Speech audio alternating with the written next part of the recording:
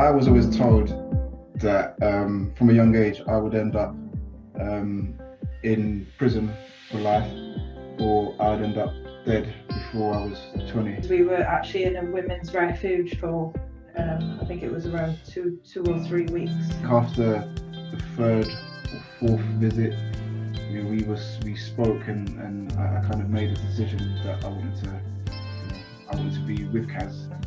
We've lived it and breathed it, and the fact that it is so personal to us is what's made us so determined to make Vibe Youth a real success. Hi, Carl. Hello. All right, Jake and Karen. So, can you say a little bit about yourself, sort of, what your background is and how you come to be sat here right in front of me right now? So my name is Jake Henry. I am a co-founder and project manager at Vibe Youth. I grew up in East London. I am one of 7 siblings.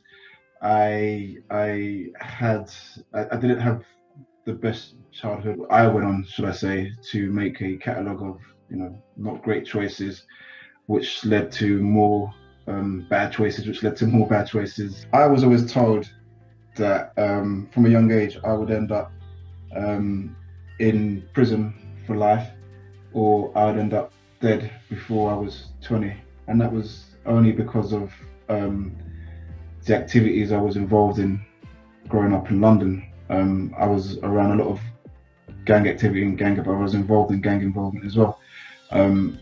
My confidence, growing up, I had no confidence. I had no self-belief. I had no self-respect for myself.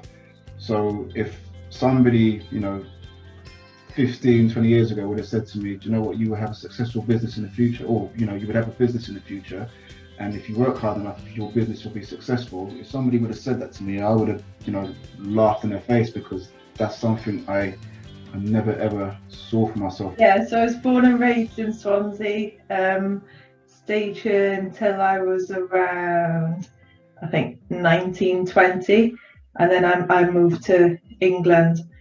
So my kind of background was, again, very poor choices that I made through my adolescence. I didn't try hard in school. I didn't apply myself, and again, I made a lot of bad choices as I was growing up. I moved to England, where things weren't much better either for 10 years. When I left England, and I literally left with nothing but a bag of clothes for myself, actually, and nothing for the children. Unfortunately, that it was a very difficult time for myself and my 2 children, because we were actually in a women's refuge for I think it was around two or 3 weeks when we first moved back. So for me, again, much like Jake, it was about building myself from the ground up. Okay, so there's a bit of this story that's been missed out, though, isn't there? Because you got Jake, you're in London. Karen, you're in Swansea. Karen, you're saying you're moving to England. So I'm assuming, is that where you two met? Yes. Yeah. Yes, we met in England. And then when I moved back to Wales, Jake followed me shortly after. Yeah. I actually fell in love with the city. I actually fell in love with Swansea. The first time I came to Swansea, we went to the Mumbles, and I was taken to the Big Apple, and I had an ice cream there, which was fantastic. It was Bracelet Bay, wasn't it? Bracelet Bay, yes. Yeah. And I think after the third or fourth visit, we spoke, and I kind of made a decision that I wanted to be with Kaz. So what year was that you moved here permanently to Swansea? So I moved here in 2016, the beginning of 2016. I think it was January I actually moved. I want to pick up on what you've created here, because your business is based in Swansea, even though you're delivering across South Wales. And at the point that you come to Swansea, clearly you've already got the beginnings of the idea of something that you want to create. So tell us a bit about that, of how and why you created Vibe Youth. Well, it sounds so, when you say it like that, it sounds so simple. But when I first, when Kaz moved back, when I first moved there, there was massive hurdles and challenges that we had to overcome in order to get to where we're sitting here today. And I remember finding a cheap studio place to rent, which at the time I could afford because I wasn't working. It was above a cafe kind of thing, so my place smelled of shit fat and eggs and things like that, and it wasn't the greatest place to be in, but it was what I could afford at the time. And I ended up working at Amazon during the night, so I was doing shift work at Amazon in the evening and then volunteering at a place called Bulldogs in Port Talbot during the day. What I was doing in London, I was, the organisation I was working for, we had a massive impact in regards to inspiring and supporting young people and getting them back into education or into employment. It was at Bulldogs where I kind of realised that, what I've been doing in London, there's a need for it here in Swansea. Just because it's two different cities or towns, the issues are still the same. So, Karen, at this point, what's going through your mind? So I was working I was temping actually, because I'm actually a qualified TA as well. And at the time, no one really wanted to do the temp work in the PRUs, so the pupil referral units. So there was a lot of that about, and of course I needed to earn some sort of income for myself and my children and to find a place to rent. So that's what I ended up doing. So I was thrown in at the deep end in a PRU in Swansea, thinking I was just going to help support them do their times tables or whatnot, and really it was a bit of an eye opener. I'm not going to go into detail, but it was very much an eye opener, and again seeing the issues that I grew up with, and then leaving for 10 years and then coming back, I noticed that a lot of it was generational. So the people that I were in school with had perhaps had children, and behaviours had been passed down through the generation, and it was a little bit sad, if I'm honest. So I think we decided that we needed to set this up not only to support young people going through similar issues to what we went through when we were growing up, but to inspire change. How have you gone from that point to actually build up what has now become and is becoming an even more prominent and more important social business?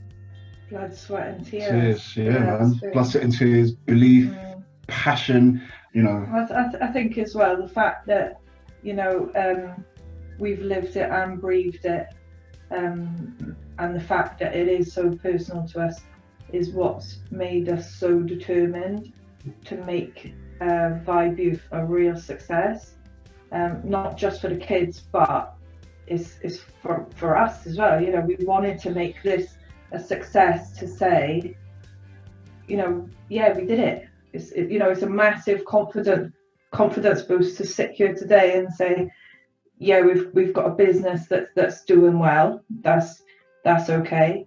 But the kids that we're supporting, that's fueling our fire really to just keep going doing what we're doing.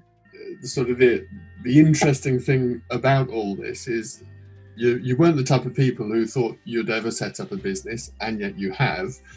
And you've done it based in Swansea, which is known as the graveyard of ambition. And yet here you are, two young people with some considerable ambition now. When I first moved here, everybody was, the people who I met, complete strangers, everybody was friendly. Everybody was welcoming. I'd walk down the street and I'd have complete strangers saying to me, hello mate, good morning or good afternoon. I'll stop and have conversations with random people I don't even know them. Love it. Yeah, but that's what Swansea is about. Swansea is a very welcoming place. It's a place where you can come to and be anything and have ambition and one of the things that sold it to me when I first moved there was Kaz said Swansea is the place of hopes and dreams. Oh, I did, didn't I? And I was actually, yeah, I Because she did, said didn't it's always a place for That's right, hopes and yeah. dreams, yeah. And you know, I've always hoped that I could have a better life, I forgot about and I've that. always dreamed that I could have a good future. And I look at it now and I think all my hopes and dreams have been fulfilled while living in Swansea. So if that doesn't sell Swansea, I don't know what will. What would you say to young people out there who are trying to find their way? There's a lot of fantastic organisations within Swansea that will support young people and get them through real tough times. So I think the important message is you're not alone, because there's so many services out there willing to support, but you just got to bite the bullet and try different things. It's about trying different things, because you might be very surprised.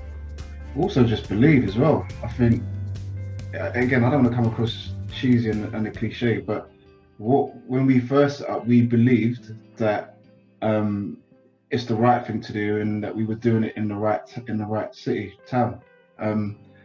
So just, if you have an idea, if you have a dream, just believe in it, and also work hard, because nothing is given to you in life. If you want something, you do have to put in the effort and put in the hard work to get it. That seems a perfect place to end this. So, Karen, Kaz, Jake, thank you for adding your voices. I wish you all the very best with Vibe Youth. I'll add contact details for you on this, so if anybody does want to drop you a line, they can. But for now, I shall say thank you and goodbye. Thanks, Carl. Thank you.